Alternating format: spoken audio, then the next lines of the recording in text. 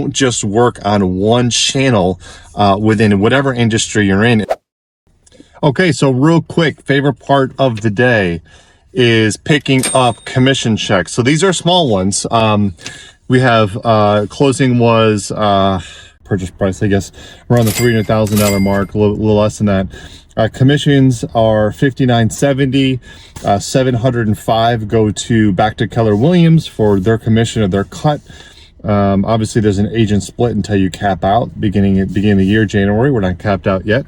And then we have another check that goes back to our contract to close thing. Something I think I want you, those of you who are thinking about getting into real estate, what's kind of cool about getting into real estate and both doing sales and doing the property management is $59.70 is one part of the commission. So Claire does a tremendous amount, obviously, in the sales side of it, and that's where this commission comes from.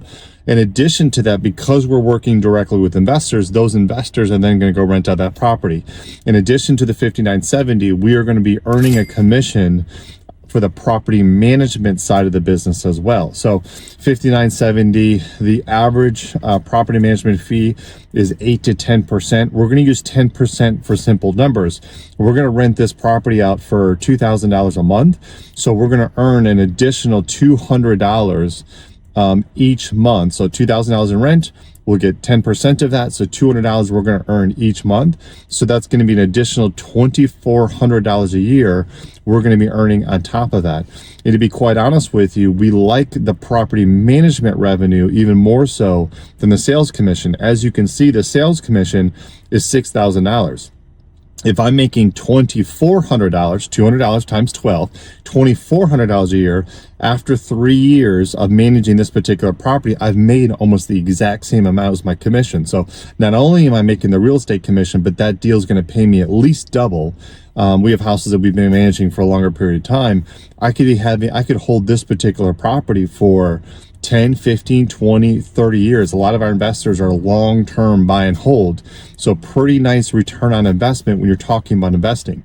The reason why that's important as far as an overall wealth building strategy and just building business in general is if you're a regular real estate agent and you're only earning off of the $59.70 there, let's say you never cap out, you're always paying that higher commission back to Keller Williams. If you cap out, you're paying less than that.